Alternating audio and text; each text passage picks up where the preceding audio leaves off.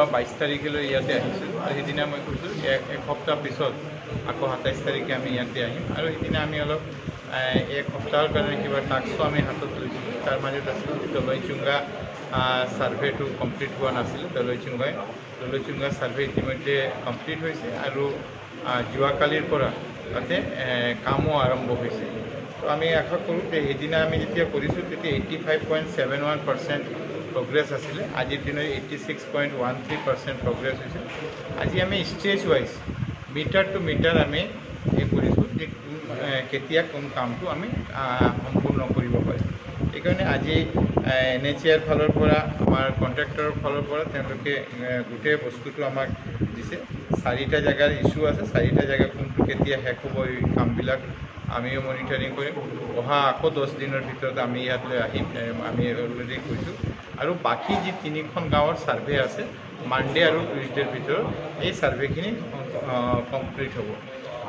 যোৱা ভিজিটত আপোনালোকে কৈছিলে যে আমাৰ যেতিয়া কপুৰচৰা এই গাঁৱত এটা লেণ্ডশ্লাইডৰ ইছ্যু আছে, তাতেও এটা ইছ্যু হৈ আছিল যে লেণ্ডশ্লাইড হৈ মাটিটো ৰাস্তাটো নাই, এতিয়া পৰ্চন এটা ৰাস্তাৰ পৰ্চন তাতে নাই।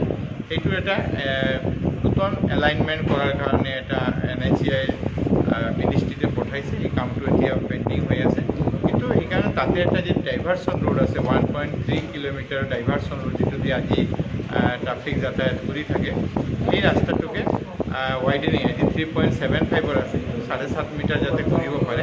সেইকাৰণে অহা এক সপ্তাহৰ ভিতৰতে এখন DPR প্ৰস্তুত কৰি মিনিষ্ট্ৰীত পঠোৱা হ'ব, যাতে আমি এটা অল্টাৰনেটিভ এইটো আমি কৰি ল'ব পাৰোঁ।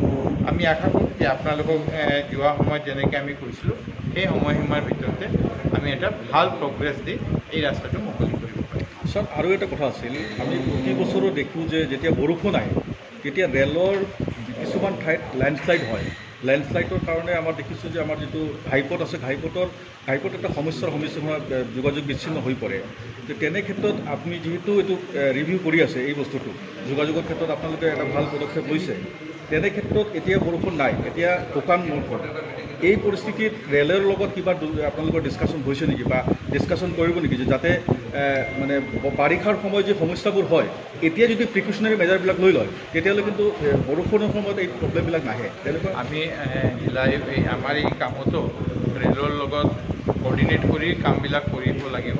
সেইকাৰণে আজি জিলা আয়ুক্ত ডাঙৰীয়াক আমি অনুৰোধ কৰিছোঁ যে তেওঁ ৰেলৱেৰ লগত কথা পাতিব আৰু নেক্সট যেতিয়া আমি ইয়ালৈ আহিম 9 বা 10 তাৰিখলৈ মই যেতিয়া আহিম তেতিয়া ৰেলৰ কৰ্তৃপক্ষক আমি ইয়াতে মাতি আনিম আৰু তেওঁলোকৰ লগতো এই NHAIৰ লগত যি কোঅৰ্ডিনেশ্যন বিষয়ে আৰু লগে লগে বাৰিষাৰ কাৰণে প্ৰিকশ্যনাৰী মেজাৰ কি ল'ব পাৰোঁ সেই বিষয়টো আমি আলোচনা কৰিম।